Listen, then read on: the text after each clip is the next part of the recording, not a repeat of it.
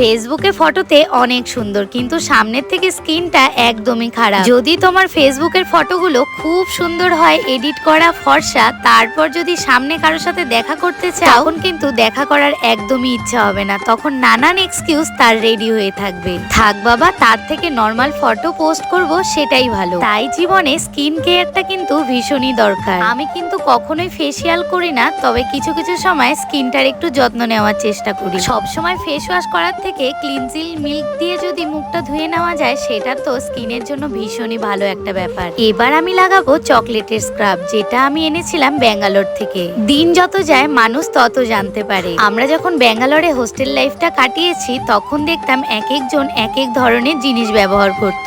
Hostel লাইফে কিন্তু skin কেয়ারটা ভীষণ বড় একটা ব্যাপার। একজনকে দেখেই আরেকজন শুরু করে দিত। রুমমেটরা এক একজন এক এক ধরনের প্রোডাক্ট ইউজ করতো, যার যেটা দিয়ে স্কিনের ভালো হতো সেই